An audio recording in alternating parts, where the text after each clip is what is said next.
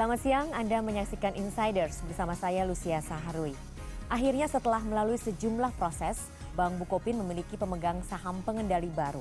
Bank asal Korea Selatan, Kookmin Bank, menjadi pemegang saham pengendali Bank Bukopin dengan kepemilikan saham 33,9%. Dengan aksi korporasi ini, bank berkode emiten BBKP ini mendapatkan suntikan tambahan modal baru senilai lebih dari 830 miliar rupiah.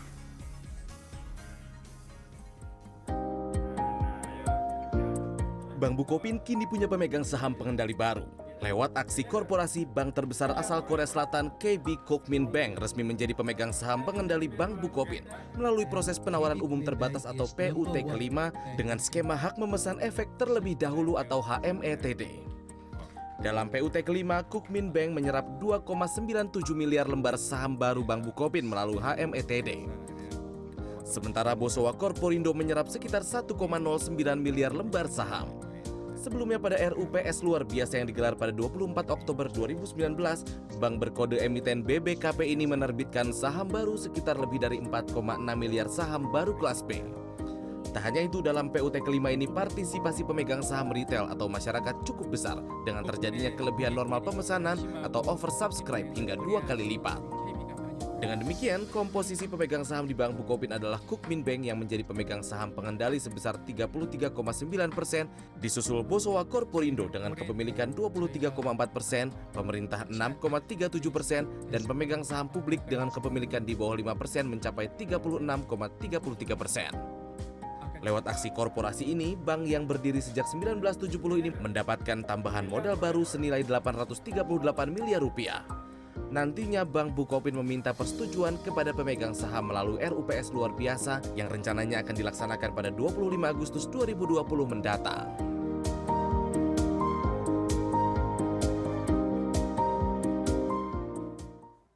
Dan untuk membahasnya lebih lanjut, bersama kami telah hadir Direktur Utama PT Bank Bukopin Tbk, Bapak Rifan Ahmad Purwantono. Pak Rifan, sebelumnya kita ucapkan selamat dulu ya kepada Bank Bukopin yang akhirnya sudah mendapatkan pemodal baru begitu ya, pemegang saham pengendali, iya betul, dari bank asal Korea Selatan, Kookmin Bank. Nah ini bisa ceritakan bagaimana awal mulanya hingga Kookmin Bank ini bisa menjadi pemegang saham pengendali. Iya, alhamdulillah ini proses yang tentunya awalnya panjang tapi terakhir kita sangat cepat sekali. Jadi pada saat tahun 2018 kita ini pernah memang industri bank itu biasa ya syarat dengan modal. Ya. Pada waktu itu kita membutuhkan modal atau membutuhkan tambahan modal. Pada waktu PUT 4 itu muncullah Kookmin Bank sebagai salah satu pemegang saham. Sehingga berjalan dengan waktu, pada waktu itu tidak ada pemegang saham pengendali. Yang adanya adalah pemegang saham utama, yaitu Bosowa Corporindo 23 dan Kookmin Bank adalah 22%. Kemudian yang ketiga pemerintah 8,9%. Ya. Nah, inilah satu proses awal yang baik gitu ya. Dan kita tidak pernah merasa bahwa muncul pandemi seperti ini. Ya. Dan muncullah isu tentang kepemilikan karena memang bank itu harus ada PSP-nya. Harus ada yang namanya pemegang saham pengendali. Ya. Sementara pemegang saham pengendali itu harus minimal 25%. Nah, disinilah muncullah proses penawaran umum terbatas atau PUT kelima, di mana kita menawarkan kembali kepada seluruh pemegang saham atau masyarakat. Dan memang ini begitu cepat kita proses dan pada bulan Juni yang lalu selesai kita mendapatkan izin untuk melaksanakan PUT 5 dan pada waktu PUT 5 kemarin kemudian selain Kookmin Bank bersedia sebagai standby buyer, kemudian langsung mengambil right-nya dan bahkan memposisikan sebagai pemegang saham terbesar. Yakni dengan komposisi 33,9%, sementara Bosowa Corporindo masih di 23% dan pemerintah menjadi 6,37%. Nah yang menarik ini adalah prosesnya ini di tengah krisis seperti ini justru pemegang saham publik bersemangat dan di dalam pelaksanaan sejak PUT 1 sampai PUT 5 ini paling tertinggi. Kontribusi publik itu mencapai 24%. Artinya karena ingin berpartisipasi dan memang ini bagus, masuknya Kukmin kepada Bank Bukopin ini bagus. Selain Kukmin ini adalah satu perusahaan yang besar di bawah KB Financial Group yang punya aset lebih dari 9.500 triliun. Wow. Terbesar di Korea. Terbesar di Korea Selatan ya. Sementara KB Kukmin Bank-nya yang masuk langsung sebagai pemegang saham itu memiliki aset 4.500 triliun. Jadi sesuai lah ya dengan apa yang kita harapkan, Bank Bukopin mendapatkan mitra, mendapatkan pemegang saham yang bisa menjaga Bank Bukopin ini pada masa yang akan datang. Tapi memang pembelian Kukmin Bank ini sudah diprediksi begitu ya? Ya sebetulnya pada waktu Kukmin masuk di tahun 2018 sudah diprediksi karena kalau kita lihat industri perbankan di Indonesia di antara yang bank Korea lainnya Bukopin lebih besar. Bahkan sekarang paling besar di antara bank-bank Korea yang lainnya. Oke. Dan kemudian ada kesesuaian-kesesuaian yang menarik dari bisnis-bisnis yang mereka jalani sebelumnya. Jadi ini menjadi positif. Oke, nah Pak Rifan, seingat kami kan baru pertengahan Juni Bukopin melaksanakan RUPS dan mengangkat Bapak sebagai Direktur Utama begitu ya. Dan ini dalam kurang dari 2 bulan Bukopin sudah sukses melaksanakan PUT 5. Nah bagaimana Bapak bisa berceritakan tentang proses ini? Ya alhamdulillah ini dukungan dari banyak pihak. Yang pertama adalah dukungan dari pemerintah. Ini luar biasa. Beberapa kita melihat kebijakan dan sebagainya. Karena ini kan investor asing kan masuk ke sini kan. Yang kedua adalah mensupport regulator dalam hal ini OJK, memberikan support percepatan karena saat ini masyarakat kan kritis dan krisis ya, artinya kritis itu apa aja informasinya bisa dibuat menjadi tidak bagus gitu bagi bank ini dan kemudian karena krisis ada berbagai industri yang tidak berjalan gitu ya dan pada saat melihat perkembangan terakhir ini maka baik pemerintah maupun regulator merasakan ini harus cepat. Dan yang ketiga adalah pihak pemegang saham, baik Kukminnya, Posowa, Korporindo maupun pemerintah mensupport untuk diselenggarakan cepat dan terbukti bahwa pada saat PUT di 5 dikeluarkan langsung karena keseriusan Kukmin tadi saya juga tidak cuma mengambil right, tapi saya sebagai pemegang saham pengendali atau standby buyer. Oh oke. Jadi ini akan positif. Nah inilah dukungan dari semua pihak yang luar biasa sehingga kita bisa lalui nggak sampai 1,5 bulan nggak ya, dalam waktu kita bisa selesaikan. Dan hasilnya juga baik begitu ya Pak ya. Nah apa yang menjadi alasan utama sehingga Bukopin menerima tawaran bank asing ya? Dan hal ini Kukmin Bank menjadi pemegang saham mayoritas. Ya sebetulnya kalau melihat yang pasti yang diutamakan adalah kesesuaian bisnis. Baik nature-nya maupun fokus bisnisnya. Jadi tidak masalah asing atau dalam negeri tidak masalah tidak, itu? Karena saya sering mengatakan nasionalisme itu tidak dilihat dari kepemilikan, tapi kontribusinya kepada masyarakat Indonesia. That's the point, ini penting. Ya, nah sementara Kukmin itu sudah fokus ke 24 negara. Dan 3 negara yang di Asia Tenggara ini fokusnya ke UMKM. Jadi di Kamboja, di Myanmar, Vietnam. Dan Kukmin melihat Indonesia ini menarik. Karena dibanding 3 negara ini harusnya potensi bagus gitu. Ya. Nah, di sisi lain Bank Bukopin itu punya kontribusi terhadap UMKM, share-nya di antara industri perbankan gitu ya. Kita memiliki share yang terbesar, 57% dari portfolio kredit kita adalah UMKM. Jadi sesuai lah ya. Jadi sesuai dan ini bisa dikembangkan dengan berbagai hal yang dimiliki oleh Kukmin Bank. Oke, tadi Pak Rifan sudah sempat menceritakan pada waktu PUT 5 ini antusias sekali begitu ya pemegang saham dan juga minat masyarakat sampai sempat terjadi oversubscription. Nah ini bagaimana Anda melihat hal ini? Ya, yang paling penting ini adalah mengkomunikasikan. Satu proses yang sukses, proses yang kita berharap bahwa masyarakat bisa mendapatkan info, kemudian bagaimana pemegang saham juga mereka sepakat untuk mengambil rate-nya adalah cara komunikasi yang kita lakukan. Dan kemudian di tengah krisis seperti ini, di tengah pandemi COVID-19 yang semua orang menganggap bahwa ini apa iya di tengah-tengah seperti ini, tapi kita memberikan satu outlook yang menarik gitu bahwa industri perbankan yang di retail ya, fokus di retail seperti UMKM maupun di microfinance gitu. Dan kita punya luasan cabang yang lebih dari 400 cabang. kita punya branchless banking yang lebih dari 30.000 gitu, merupakan potensi yang bagus di masa yang akan datang.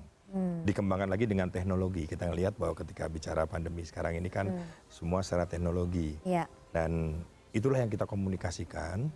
Dan selain kita mengkomunikasi juga bagaimana positioningnya Kukmin terhadap Bank Bukopin. Ya alhamdulillah ini kemudian berdampak responnya yang baik. Oke, jadi kalau bisa dilihat ini dengan adanya aksi korporasi seperti ini di tengah-tengah kesulitan atau ya di tengah pandemi seperti ini, bagaimana rencana Bukopin ke depan kita akan bahas lebih lanjut lagi nanti ya Pak Arifan ya. Pemirsa jangan kemana-mana, kami masih akan kembali sesaat lagi.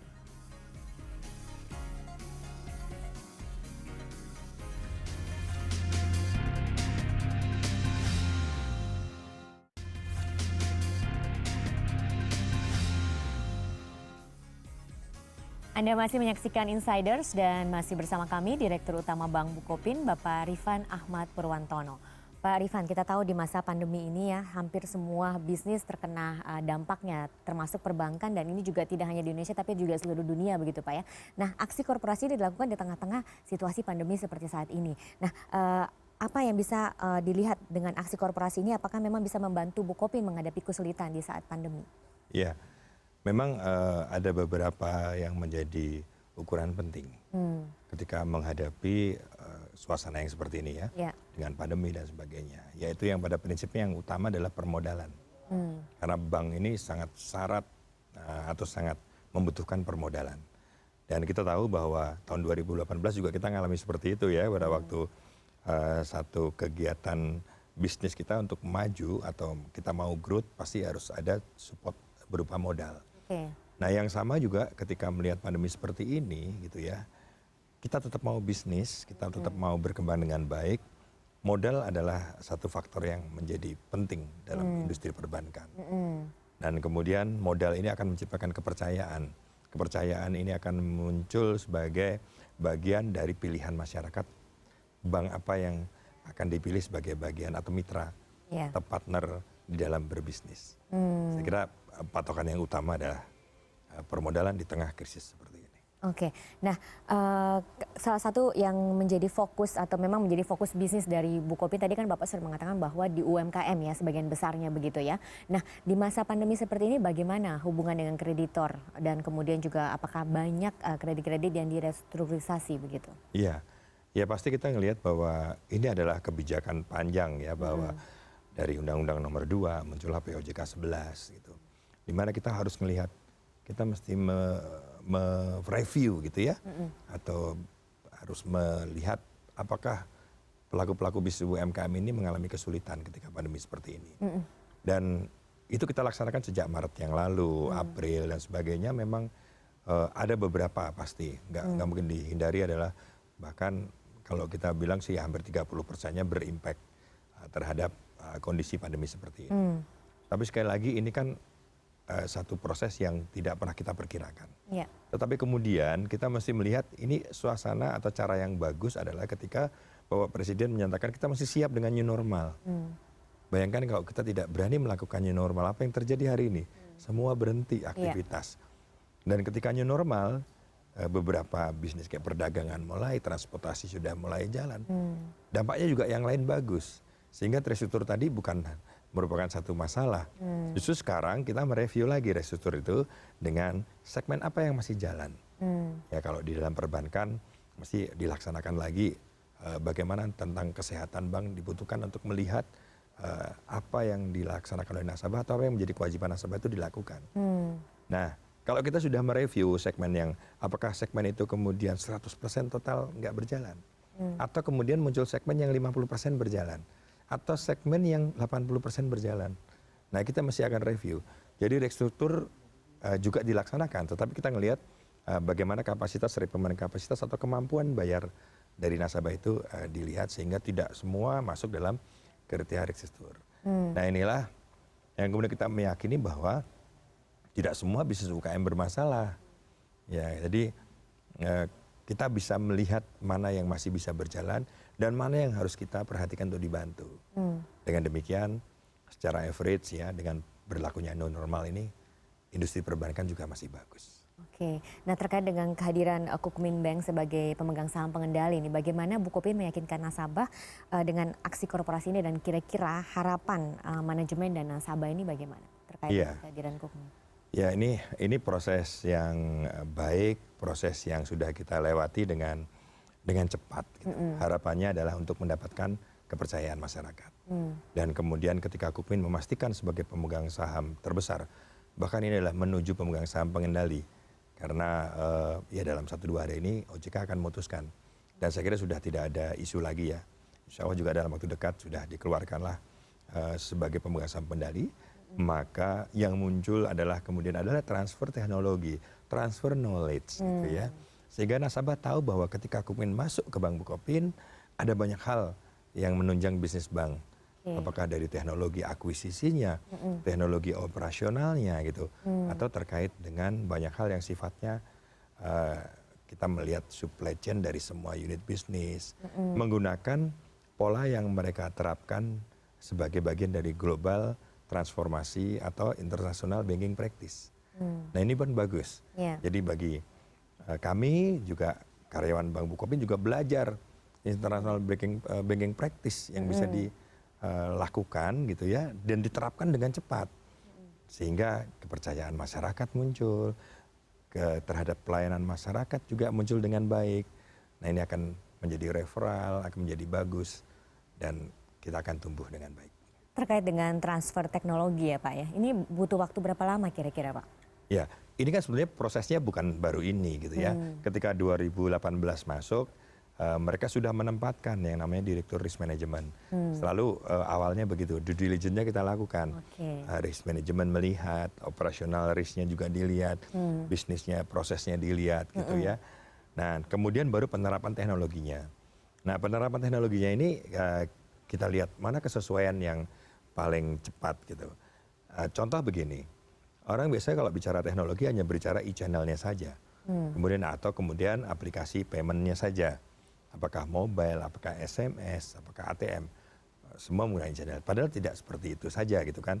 Kemudian kita buat apakah kemudian kredit prosesnya juga sudah melakukan teknologi yang cepat yang baik. Apa kemudian scoringnya juga dilakukan dengan baik. Sehingga SLA atau business proses tadi bisa dilakukan dengan cepat. Nah pengalaman kemarin saya sempat diskusi dengan tim dari Korea. Yang mereka juga di dalam minggu depan sudah menempatkan technical assistant-nya. Ya, nah artinya udah transisi, udah berjalan melengkapi hasil due diligence-nya. Nah pada waktu ini masuk kemudian kita lihat implementasinya paling cepat seperti apa. Bahkan saya bilang ini masuk dalam step KB gitu ya. KB itu adalah Kukmin Bank. Step KB1, KB2 dan sebagainya akan dijalankan terus mulai dari minggu depan mempercepat. Dan saya berekspektasi atau kami di manajemen harusnya segera. Karena ini recovery kepercayaan, recovery terhadap kondisi pandemik seperti ini akan sangat bagus kalau kita juga melakukan recovery dengan cepat. Sehingga bila perlu ya 2020 ini kita sudah berjalan di dalam apakah 3 bulan ke depan atau 6 bulan ke depan. Oke, nah terkait dengan fokus bisnis, tadi Pak Rifan bilang bahwa Kukmin Bank dan Bukopin ini sebenarnya sama begitu ya, fokus bisnisnya ke UMKM. Nah ini apakah akan diteruskan atau ada rencana yang lain? Iya. Saya pikir yang paling bagus diteruskan, karena kan risk appetite-nya udah ada di kita. Jadi appetite kita sudah ada, tadi risk-nya sudah dilihat, kemudian market kita juga atau ekosistem bisnisnya kita sudah ada. Gitu. Nah hanya yang mungkin diterapkan tadi, kecepatan SLA menggunakan teknologinya, penerapan bagaimana kita mereview apakah akuisisi customer atau nasabah, apakah kemudian kredit proses, top up proses, sampai dengan collection top up ya, collection dan top up yang dibuat secara sistem dengan baik gitu. Nah ini kan sangat bisa diterapkan dengan cepat, sehingga nggak usah merubah fokus bisnisnya, tapi prosesnya yang akan kita terapkan ketika KB Kukmin Bank masuk kita lakukan dengan baik dan baik juga buat masyarakat. Nah ini yang maaf ini yang kemudian saya pernah tadi di awal saya bilang bahwa inilah fokusnya Kukmin Bank juga kepada Bank Bukopin. Bahwa kita akan fokus kepada masyarakat Indonesia. Ya hanya melihat aksinya ya kelihatan. Tapi padahal yang paling penting kan kontribusinya. Ya, gitu. Kepada rakyat begitu ya. Nah ini apakah ada kemungkinan Kukmin ini menambah kepemilikan Pak? Oh iya, ya ini yang jadi komitmen. Jadi begini, ada pembedaan antara yang pertama bicara tentang POJK yang controlling adalah 25%. Nah di sisi lain ada juga undang-undang PT kita yang mengacu bahwa yang namanya pemegang saham pengendali itu 51%. Nah dia akan pasti akan masuk ke kondisi harus mencapai di atas 51%. Dan ini akan kita tahapannya kan nggak bisa langsung karena kemarin kita hanya menjual 4,6 miliar, kemudian akan kita muncul lagi pada proses berikutnya yang rencanakan nanti pada tanggal 25 Agustus akan kita putuskan apakah Kukmin melakukan penambahan atau aksi korporasi apa lagi gitu, sehingga kita akan berikan kesempatan untuk mencapai 51%, sehingga tidak saja nunggu besok ya, hari ini pun sehingga Bank Bukopin sudah masuk di dalam KB Financial Group Holding ya, masuk lebih dari 12 perusahaan yang lainnya. Sehingga kepada masyarakat harusnya lebih tenang karena kalau sudah masuk di dalam satu kesatuan KB Financial Group, maka risk reputation apapun ya, risiko-risiko apapun yang terjadi setiap grupnya, pasti secara perusahaan akan bertanggung jawab atau menjaga dengan baik. Oke, baik. Kita masih akan membahas ini lebih lanjut ya Pak Rifan. Dan pemirsa, saat lagi kami akan melanjutkan perbincangan terkait pembahasan setelah Kukmin Bank menjadi pemegang saham pengendali Bank Bukopin. Jangan kemana-mana, tetap di Insiders.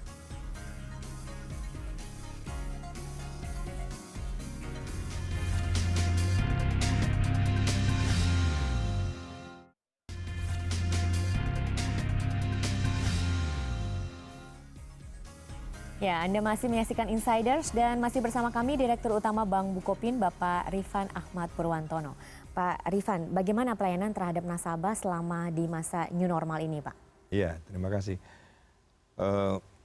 Kita ini kemarin sempat melihat bahwa masyarakat sempat agak kaget gitu ya dengan perubahan pelayanan yang kami lakukan, terutama ketika kita harus menerapkan protokol kesehatan. Di mana kita tahu bahwa 48% dari total cabang kami tutup dan kemudian mereka mengalokasikan ke beberapa cabang-cabang lainnya. Nah, pada saat tutup maka dialokasikan, maka muncullah satu antrian pasti kepada cabang-cabang tertentu. Di sisi lain kita melihat ketika antrian datang ke cabang, maka protokol kesehatan harus kita terapkan. Nah ini cukup lama kita melakukan sosialisasi ini. Dan ya bersyukur di tengah kondisi seperti ini kemudian kami improve ya pada waktu itu ada satu produk kami yang namanya Viola yang bisa memberikan tata cara atau bisa memberikan edukasi kepada masyarakat untuk antri dulu lewat aplikasi yang mereka bisa download, dalam bentuknya adalah chatbot. Dengan demikian dia akan tahu bahwa posisinya adalah nomor antriannya keberapa, jam berapa datang. Inilah sebagai wujud dari upaya kami memberikan pelayanan kemudahan kepada masyarakat dan tetap bertahan kepada protokol kesehatan. Di sisi lain kita juga terus akan meningkatkan transaksi-transaksi yang sifatnya digital. Yang kita dulu tahu bahwa kalau untuk aktivitas digital harus datang ke kantor cabang, sekarang dirubah. Mereka dengan OTP bisa melakukan aktivitas ya kan, dengan verifikasi dengan yang bisa dilakukan dan kemudian mereka bisa menikmati tanpa harus datang ke cabang atau bahkan harus datang ke ATM. Nah ini adalah upaya-upaya kita. Dan di dalam sisi lain adalah kita mencoba menambahkan fitur tambahan yang bisa melengkapi kebutuhan nasabah. Ini tidak cuma berhenti di sini, kita akan terus lakukan di dalam masa yang akan datang. Karena bicara tentang improve terhadap transaksi nasabah ini, akan ada user requirement atau user need yang muncul yang mesti kita harus senantiasa development agar bisa tetap melayani masyarakat, tidak henti-hentinya seperti itu. Ini adalah upaya kita semua ya, baik dari platform digitalnya, platform pelayanannya gitu. Ya kita berharap sebagai satu lembaga perbankan nggak cuma memberikan pelayanan tapi melakukan edukasi. Saya yakin bahwa next yang namanya digital banking betul-betul akan lebih bagus. Jadi kalau kita menerima positifnya, ternyata pandemi ini juga menggeser ke semua orang melakukan transaksi digital. Mau tidak mau ya? Mau tidak mau, terpaksa kan. Harus melek. Kalau dulu harus datang. Kami kan ada sebenarnya pensiun tuh yang nggak bisa, kami harus datang ke bank gitu kan. Itu yang membuat jadi rame kan. Kemudian kita ceritakan nggak apa-apa, kita edukasi pelan-pelan. Ya alhamdulillah semua ada berkah baik lah. di tengah perjalanan atau proses seperti ini. Iya, karena anak kecil saya sekarang dipaksa nih untuk langsung bisa mengerti teknologi begitu ya. Semua harus diedukasi. Ini Iya. kan cuman kalau pensiun tuh udah sepuh, Pak. Jadi, Lebih susah lebih begitu ya, susah. Pak ya? Tetapi ya kami yakin proses ini memang bagus ya. Dan pada waktu kita edukasi, oh bisa ya kok saya bisa gitu kan.